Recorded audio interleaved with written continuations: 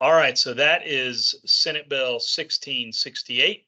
Next one on the list is House Bill 998. This one was signed by the governor on May 19th of 2023. So it is law. This is law, and it will become effective on September 1st of 2023. It relates to the provision of insurance by the FAIR Plan in certain associations or certain areas. The author was Representative Paul, and it basically allows the Texas Department of Insurance to get involved when a POA, a property owners association, just can't get coverage. They are in an underserved area. And basically, the commissioner for the Texas Department of Insurance makes a determination that, hey, insurance is not reasonably available for this property owners association. And then they can kind of force insurance to be provided to these underserved property owners associations. You see this more often in rural areas, and it's going to be a very effective tool for underserved areas for POAs. So it's going to be very helpful. I think this is a good bill, and we're hoping that we'll see some positive reaction in the state for those associations that have trouble getting insurance in underserved areas. What are the action items for this one? Checking in with your insurance professional on possible new policies that are or may become available if you are in an underserved area. All right, House Bill 614. This was sent to the governor on May 26th of 2023. So again, not law yet. It is on the governor's table right now on his desk. This relates to Property Owners Association fines. It was presented by Representative Shaheen, and it now requires the adoption of a deed restriction enforcement and fine policy. Now, for fining, the first question you've got to ask yourself is, does our association even have the authority to levy a fine? So again, this applies to HOAs, not condos, so single family.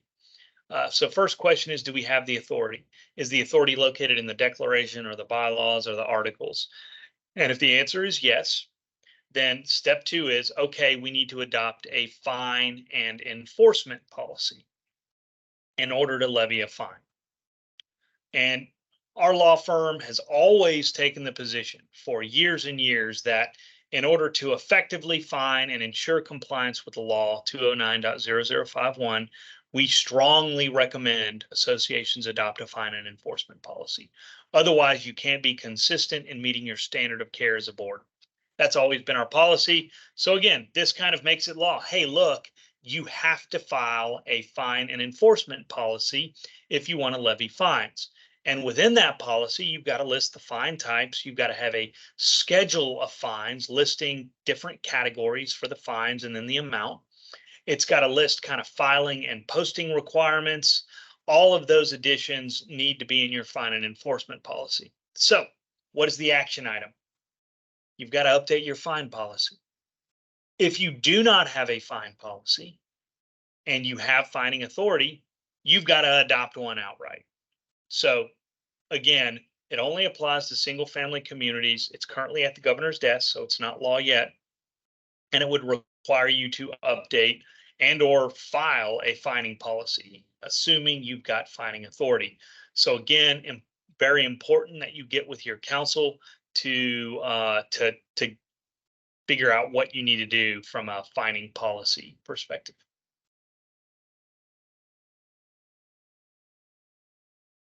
All right, next up on our list, House Bill 886. Author is Shaheen again, and it was sent to the governor on May 30th of 2023. And this relates to requirements to file a property owners association assessment lien. So again, single family HOAs only, and it would require 3 additional notice requirements. You've got to send a regular mail or email notice. You've then got to send kind of a certified notice, and then you've got to send that notice of lien. And there's this 90-day waiting period prior to the second and the third. So you've got to wait 90 days before filing that lien. And you are adding approximately 4 months to your lien filing process. So again, if you are an association or a management company that utilizes lien filing in their process prior to sending it to an attorney, you have to tack on 4 months to your process. And there may be ways to incorporate that into your current process. So again, if this becomes law, you've got to completely revamp your lien process. And keep in mind, most associations already have lien rights. It's called a continuing lien via your declaration of covenants, conditions, and restrictions. But again, lien processes are utilized across Texas, and it is something that y'all can consider. So if you do it, make sure you're complying with these new processes. Associations, you've got to update your collection policy now. So get with your counsel. He, she, or they is going to help guide you and be able to kind of analyze your documents and come up with a policy that complies with the law and fits the needs and requirements of your community. All right, next up on the list, House Bill 1193. This was sent to the governor on May 26th of 2023. The author was Representative Turner, and it relates to the prohibition of housing discrimination by a property owners association against a residential tenant based on the tenant's method of payment. So essentially, a POA would not be able to restrict Section 8 housing vouchers in a nutshell. There was an issue with a community in Texas dealing with Section 8 housing and prohibiting Section 8 housing in the community. There were some concerns surrounding that, so that's why this bill was introduced. And again, I'm getting back to trying to treat all owners or renters, for that matter, fairly and consistently throughout the community. So this would prevent an association from getting into method of payment between a landlord and a tenant. And overall, I think that's a good thing. We really don't need to be involved in method of payment. Now, there are some hiccups with this bill, assuming it becomes law. So if you are a community association that deals with a lot of renters, please, and again, this applies to HOAs and condos, please get with your legal counsel. He, she, or they is going to be able to guide you on this law if it becomes effective. All right, House Bill 1558. Sent to the governor on May 30th of this year. Author is Representative Johnson. It creates a new chapter of the Texas Property Code, Chapter 216, and it applies to older subdivisions. It's a very limited exception applying, it may only apply to a handful of subdivisions, and it gives older subdivisions a process for amending the deed restrictions. I'm not going to get into details, but if you are one of those older subdivisions and you meet the requirements, then you may have an easier time of amending your older deed restrictions. So if you're on the phone and this rings a bell, you likely may have been one of the reasons why this bill was introduced. So again, you may already be working with your counsel, but if you're not and you're curious as to whether or not this may apply to you, again, encourage you to reach out to your counsel. He, she, or they can help. All right, HB House Bill 2022, authors Leach, Patterson. This one amends REC law, the Residential Construction Liability Act, or Chapter 27 of the Texas Property Code. It adds kind of more applicability. It pulls in detached one-family, two-family dwellings or connected condominiums up to 3 stories in height. And it adds kind of noticing requirements, working with the contractor. It's just more steps that you have to follow in the event you have some sort of a construction issue with the structures. This may or may not involve these types of associations. So again, if you are a new community or newer community having some construction issues, please get with your council as soon as you can. This has been sent to the governor.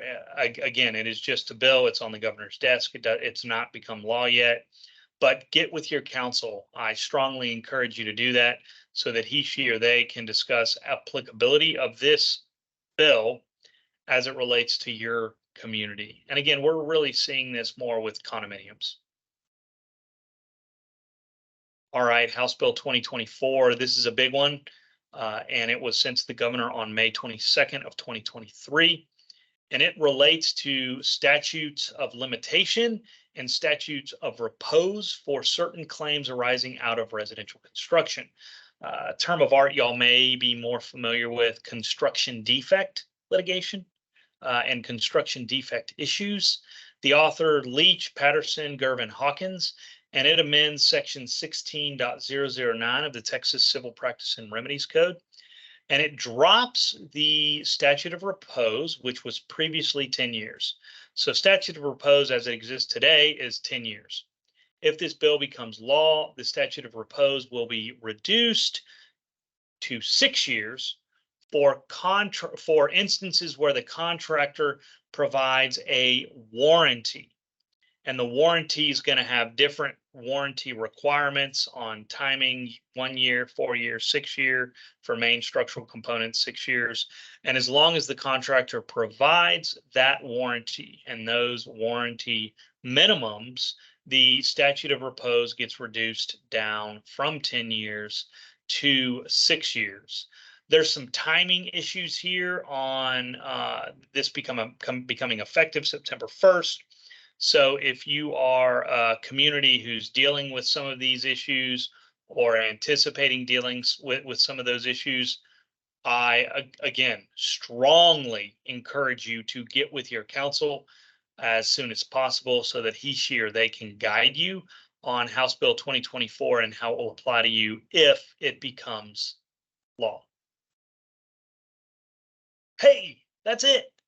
Those are the bills that have either become law, and that's that insurance for underserved areas, or are currently sitting on the governor's desk. That's it.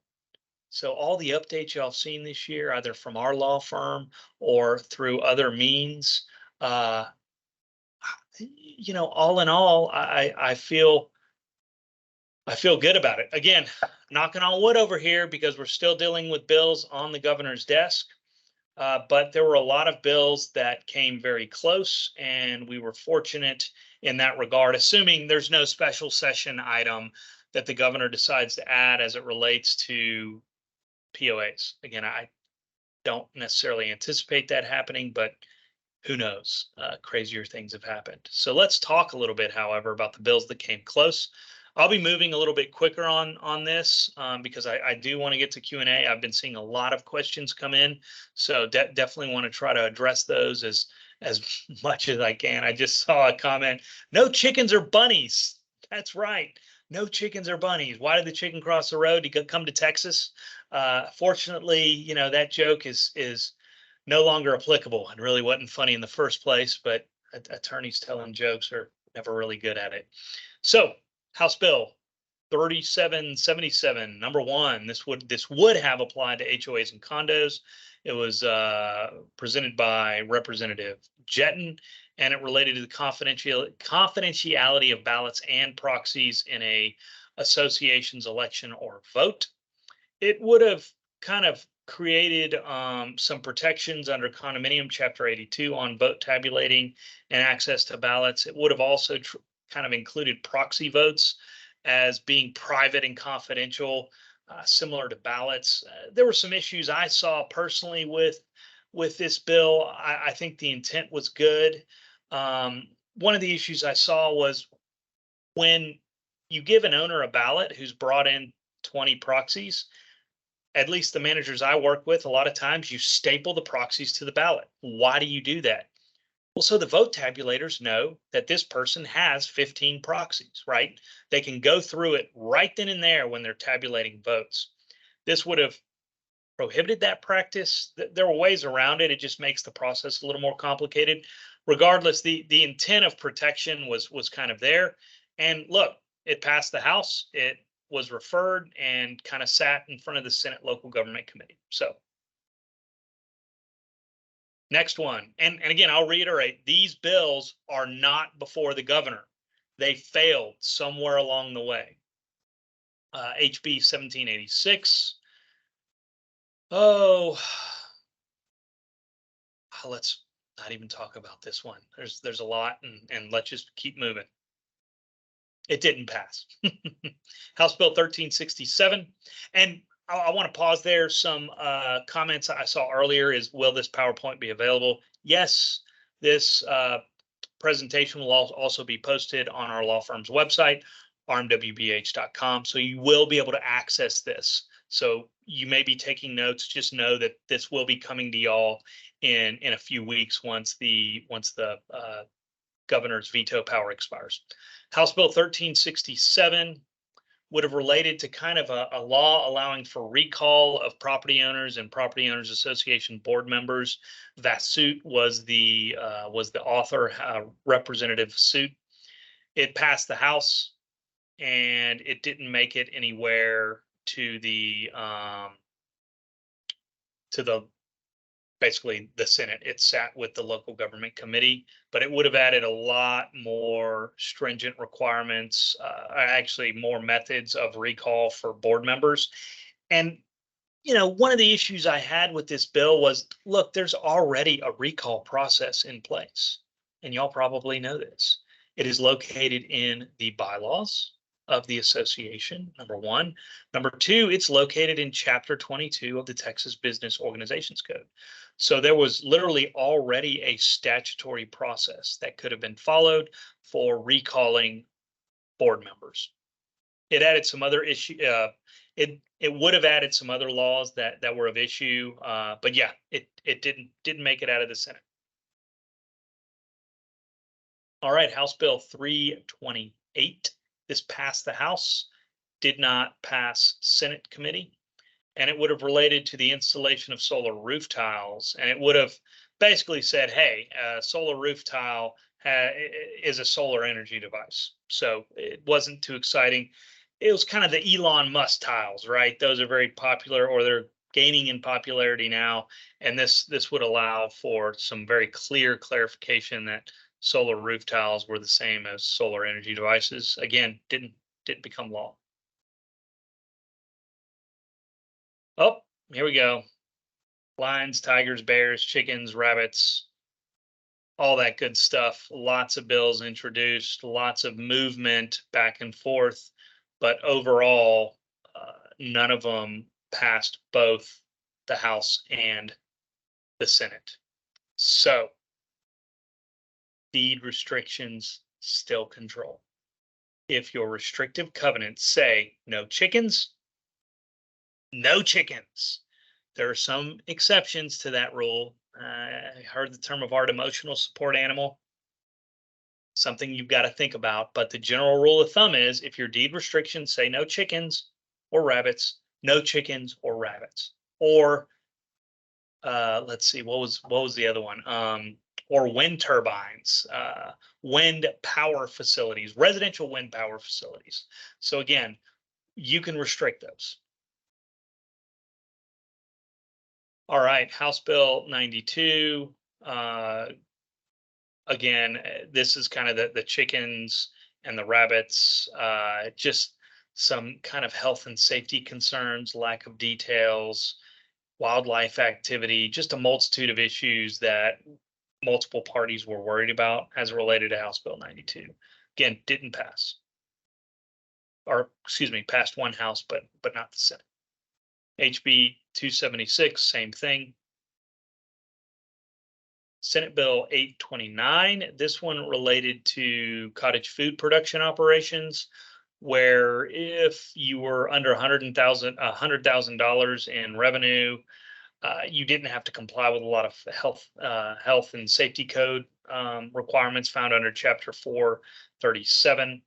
It made it out of the Senate, but didn't get anywhere with the House. So no law. All right, other bills of note. Senate Bill 1363. This was kind of a security measures bill. So similar to kind of the fencing concerns that we talked about with Senate Bill 1668. It didn't get any traction, did not pass. It would have required a 75% approval of owners to have security fencing, to prohibit security fencing in front of the house. The funny thing about that 75% is it kind of conflicts with 209.0041, which has the 67% as the cap. So there were multiple other issues, but that was one aspect of this bill that was a little bit of a head scratcher for me. But again, didn't get out. House Bill 3776, applying to HOAs only, Representative Jeton. And this relates, basically, it mirrors the language in Senate Bill 1668 and House Bill 3503. So good news, we've already talked about this. And it's on the governor's desk, so we'll see. House Bill 1799. This was that street parking bill. Representative Landgraf proposed it. It would have applied to both HOAs and condominiums, and it would have prevented us from restricting street parking for ... government vehicles, vehicle used in the course of the resident's employment, or vehicles required by the residential employer to be parked in the immediate vicinity of the dwelling. So it would have had some pretty far-reaching consequences for private street communities and condominiums. Again, didn't make it out. House Bill 330. This related to wind power facilities. So an owner could have installed one on their lot, on their property, of an appropriate residential scale. Huh. What is an appropriate residential scale? I don't know. Is it 5 feet, 10 feet, 50 feet? So there were some issues on this bill as it relates to specificity, and again, it didn't get anywhere. And then, just as an aside, I did a little bit of research on this. You need a pretty massive wind turbine to generate enough electricity to power at a minimum a portion of your home. So I just don't know how effective something like this would be in practice. Anyways, didn't make it to the governor's desk. Senate Bill 468. This relates to POA's authority to regulate assembly, association, and speech of property owners or residents. It would have applied to both HOAs and condos. Didn't make it anywhere, and we had some concerns with this because of our failure to be able to regulate these types of free speech type things. And again, an HOA's property for single family is private property. For condominiums, it's owned in common by all the condominium unit owners in proportion to their interest in the condominium. But still, we're dealing with private property, and they were trying to impose kind of public property ideology on private property. So, and ultimately, if an association wants something like that, they can amend their declaration to provide for it. Senate Bill 468. This one was another assembly bill. It allowed for a little bit more more regulation. Actually, the previous one did. This one was a little more restrictive for community associations, but again, it didn't make it far. House Bill 3775. This one relates to again, assembly. Jeton was the representative that referred it, and it didn't make it. House Bill 1252. This relates to the audit of financial records of single family communities, so single family POAs.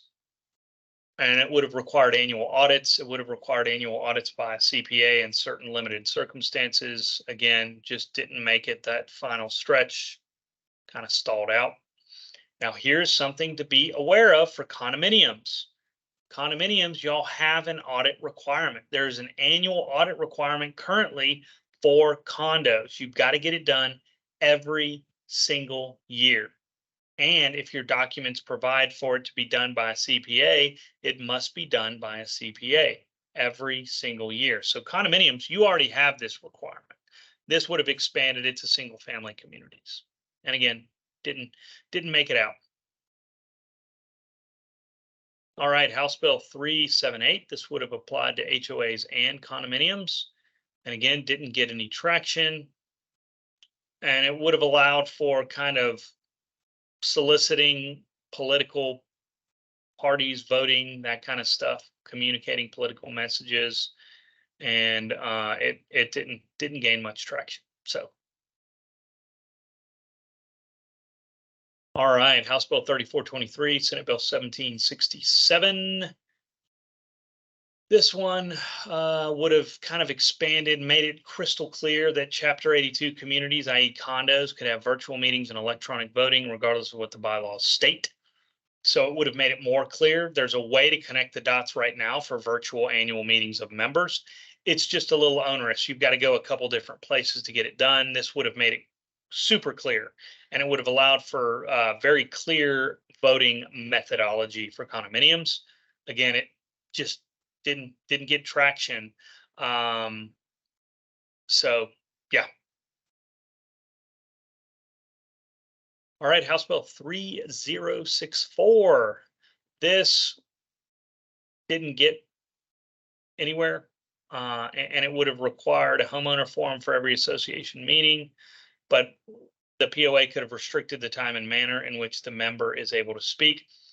And again, just taking a step back, looking at the forest through the trees, 99% of the single family communities I represent allow for an open forum at every board meeting they have. Now, there may be some rules so that the board can get their business done, but most of the time boards like the open forum. It gives their ownership a voice. So again, why do we need to regulate something that, you know, only one or two communities may have an issue with? So just something to think about. All right, so, too early to preview 89th Texas legislative session. What are we going to see in 2025? Chickens come every session. So yeah, we're going to see some chicken bills, and maybe they are throwing in those cute little fuzzy bunnies as well. They're cute until they grow up. Maybe they're still cute grown up, but they tend to be a little bit angrier. Veggie gardens, fruit trees, that kind of stuff, enhanced notice or communication requirements, governance over the board and the POA. These are the types of bills that we typically see in our legislative sessions. So what do we do? Advocacy starts today. It happens. It doesn't matter if we're in a legislative session or not. But as a board member, just being cognizant of the law, being cognizant of the need to be consistent and fair in your enforcement, and being as transparent as you can be with your ownership will prevent owners from getting angry, calling their representative or their senator and complaining, which of course causes a bill to be introduced. That is a great grassroots form of advocacy. Working with your management companies to ensure compliance with the law and the governing documents is paramount. Listening to the advice of your experts. The wonderful thing about listening to the advice of an expert, and this applies across the board, right? Condominiums and single family, is when you rely on that, you get a certain level of protection under the law when you rely on the advice of an expert to make a decision. Y'all are volunteers, right? Y'all get paid the big bucks every single day. And I think it's important for you to rely on the expertise of your management team and other experts, your counsel, your CPA, et cetera, et cetera. Finally, as it relates to advocacy, reach out to those volunteer organizations. TLAC, they need all the help they can get. They're a nonprofit. the money that goes into them, they use to support a wonderful lobby group to help protect community association rights and responsibilities. And again, there are laws that are positive. It's not like you're against every single bill that gets introduced, but we just want to make sure it makes sense for this great state of Texas. All right, we're into our Q&A, and just a quick little sidebar. It's kind of like click subscribe, those YouTuber requests. If y'all enjoy listening to these educational seminars and you'd like to say something, please submit a Google review. We'd love to hear from you, and that always helps us out. With that, let's go ahead and move into our Q&A. I think we've got a bunch. Mr. Beam, you want to come on back and help with the question and answer? Yes, sir, I will. Let's go back up to the top here. And just sidebar, everybody, y'all have probably seen Kyle before, but Kyle's part of our marketing team. Great guy. He puts all this stuff together for us all the time. So Kyle, thank you for all the work that you and your team do, sir. Of course, glad to help where I can. And start us off, as Clint mentioned, yes, you will get a copy of the presentation, and it'll include a link to this video when we get it uploaded in the next few days. All right, so first question, can the website, going back to the condo in HB 1668, can the condo website be where the owners have a login? Boy, oh boy, that's a good question, right? Publicly accessible. What does that mean to you?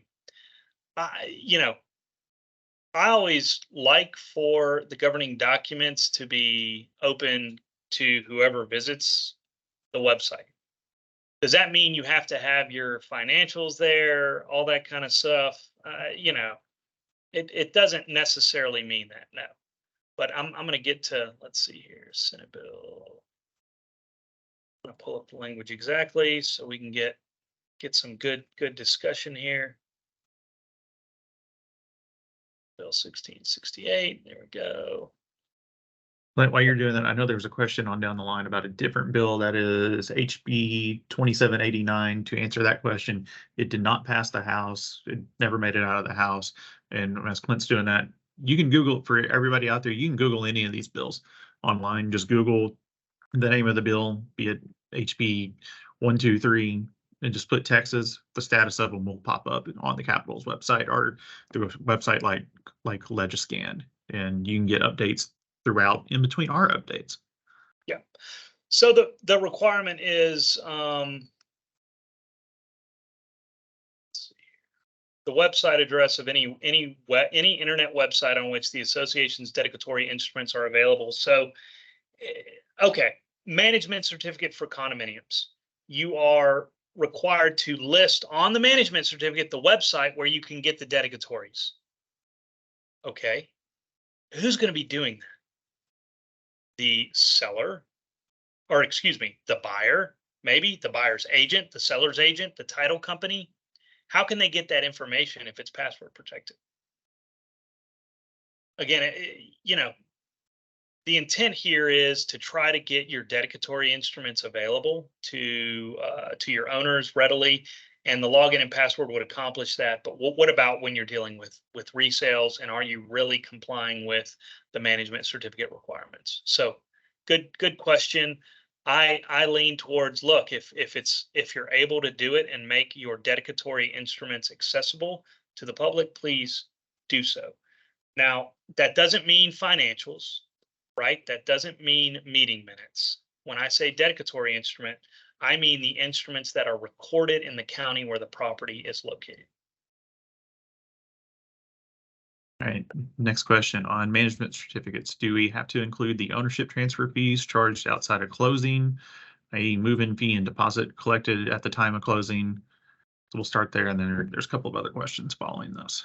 Yeah, so the bill would require that you list the amount and description of a fee or fees charged to a unit seller or buyer relating to the transfer of a property interest. So those fees you mentioned, Kyle, let's see here. management certs, ownership transfer fees, move-in fee and deposit collected at the time of closing. If the fee is not related to the transfer of a property interest, you do not have to list it. If it is related to the transfer of an interest in property, you do have to list it. So those seem like rental fees, fees for a tenant, landlord-tenant relationship. So I'm not sure I understand those fees. But again, if you're charging a working capital contribution that gets levied whenever there's a transfer, that must be included because it is a fee related to the transfer of a property interest.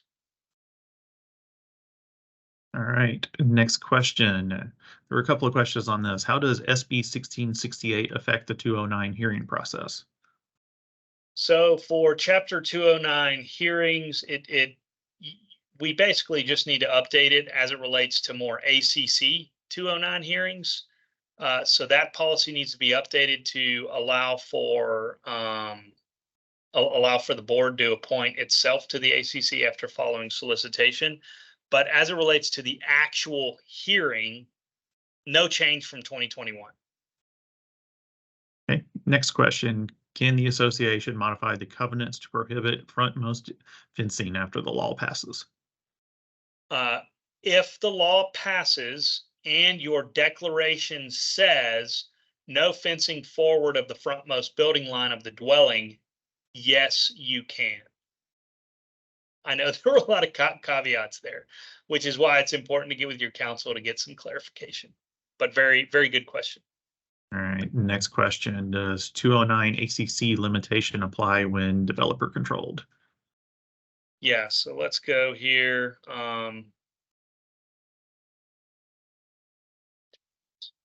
Yeah, and the short answer, I believe, is yes and no. There are certain things that do apply to the declarant and others that don't. You'll get some more information in the coming weeks when it becomes law.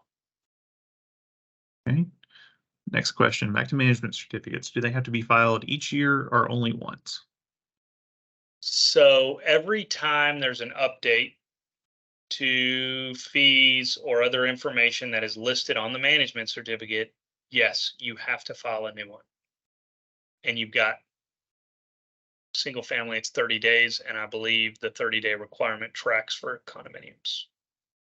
So yes, you do need to update it whenever something on the management certificate has been updated or changed. All right, next question relating to the insurance bill. So will that help associations in coastal areas that are having problems getting cost-effective insurance? Short answer, I'm going to give you the attorney answer. Maybe. It really depends on the Texas Department of Insurance's commissioner and their determination on whether or not you are quote unquote underserved. If you are, then there are some protections and more policies available to you. It's just, this is going to become law September 1st. You can speak with your current insurance broker. They're probably scrambling to figure out applicability, but it could give you all more options. Yes. Next question relating to HB 614. Does that apply to communities under developer control? Let me look up HB 614.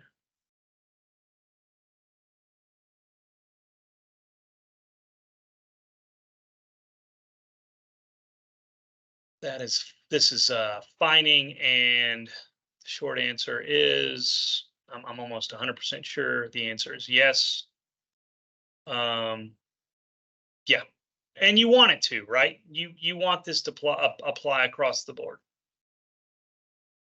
All right, next question on fine policies. Do you only have to put on the website and file, or also email the resident or mail the resident? You only have to. Oh, so for a dedicatory instrument to be enforceable, Section 202.006 of the Texas Property Code requires that it be recorded in the real property records and where the county is located. So in order to be enforceable, you must file it in the county. Now, you also, if you've got a website, you've got to upload it on your website, right? Because your dedicatories have to be located on the website. Mailing it to the owners, that is up to the governing documents for single family. And for a condominium whose declaration was recorded on or after January 1st of 1994, you must mail a proposed fine policy to all owners between 10 and 20 days prior to the date where the policy will get adopted. But again, this new fine law only applies to single family communities. So condos, there is a mailing requirement if you're a newer condo, but otherwise it really is what your documents say for mailing or emailing requirements. All right, next question. How do we find out if the bills that haven't been signed get signed or are vetoed? June 18th is the magic day. So you'll be getting an official update from our law firm with all the bills kind of that are official, right? In the history of veto power, it's not too many that get vetoed. Not saying, again, I'm knocking on wood over here, but we'll see. And our law firm will be providing an update to everybody on the bills that we have talked about today as it relates to passing. Next question, Jennifer, I see your question. We'll get back to you on that directly. We'll write that question down. And HB 2789 failed. Thank you for those who enjoy us posting our videos onto YouTube. We do encourage you to share them with your board members, to share them with other board members who can't attend. So next question. So you still can't fine for violations if authority not already present in CCRs? Absolutely. Yes, that is a true statement. So the very first step on fining is, do we even have the authority to do it? And that's got to be in your governing documents, your core governing documents. You've got to have that right. And if you do, well then, yes, then you adopt that fine policy in accordance with the new law if it becomes law. So very good question. And yeah, if you don't have the authority, you can't do it. Back to HB 614, they ask, if you don't have a fine policy, does that mean you'll have to create one? Yes. If you have fining authority and you're single family, you must create one. If you have fining authority, and most condos do, and you're a condo, I strongly recommend you adopt one. It allows for consistent enforcement and fining of your community. All right. Kind of a question about chickens. Where in the hierarchy does the allowing of chickens in regards to city ordinances and HOAs restricting chickens, i.e. the city of San Antonio? Bok. Good question. Here's the rule. If the deed restriction is more restrictive than the city ordinance, the deed restriction controls. For example, I'm just going to use an easy one. City of San Antonio says popping fireworks are allowed. Your community's deed restrictions say no fireworks. Well, your restrictions are more restrictive, so they control. Let's flip-flop it.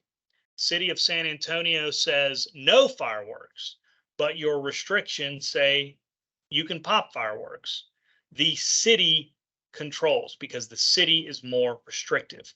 There are a multitude of exceptions to that general rule, but that's generally how it works. So applying that to chickens, even though let's say the city of San Antonio allows chickens, because your restrictions are more restrictive, your restrictions control.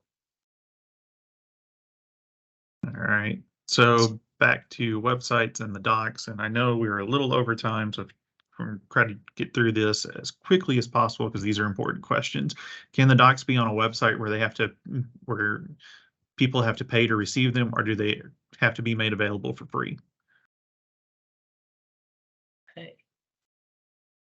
Owners, absolutely, they get them. You can't make them pay to get your dedicatories. Non-owners, I don't know. That's a good. Well, that's a question. Should you really pay for something where most counties it's free to obtain the records? And again, we're trying to meet the spirit and intent of the law. And you've got this management certificate requirement that says, hey, you've got to list the internet website where you can get dedicatory instruments. Resale certificates, when somebody requests one, yes, you can charge for that resale certificate. So in that regard, to get the copies through a resale certificate, they've got to pay for that resale certificate service, right? I don't know of many, if any, title companies that do not require the resale certificate be requested and obtained. Arm's length transactions, me conveying something to Kyle Beam here. Yes, a lot of times they don't do the resale certificate, but the good news is when they don't do that, they're still, Kyle would still be obligated for all the obligations that I became subject to when I owned the property. So I really think title companies do a good job of ensuring compliance and getting that resale certificate. It's a very important part of any real estate transaction here in the state of Texas. All right, back to the ACCs real quick. If you have an ACC committee that are just homeowners, and if a board member or their spouse or someone living in their home wants to be on the ACC, will the requirement be that they have to be voted on by the homeowners or the board? The board. So, well, let me back up. Assuming your documents say the board appoints the ACC, the board gets to appoint the ACC, and can appoint themselves after following the solicitation process.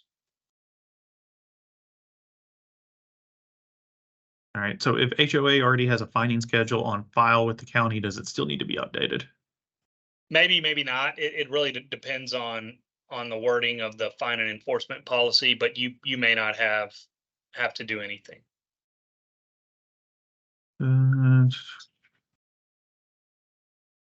And now we're getting to some questions that are kind of not related to the legislative update. All right, back to resale certs. But one comment says, but Texas does not require a resale cert, so brokers and direct sales skip this frequently. Maybe y'all have got more experience in it, but all the resale or sales transactions I've been involved in for single family and condominiums, a resale certificate is required because you are rolling the dice if you are going to enter into a transaction between parties without a resale certificate. If there's any money due and owing, that new owner is going to be legally obligated to pay it. Well, the owner themselves won't, but the property will. So it's foreclosable. If there are any deed restriction violations, they pass to the new owner.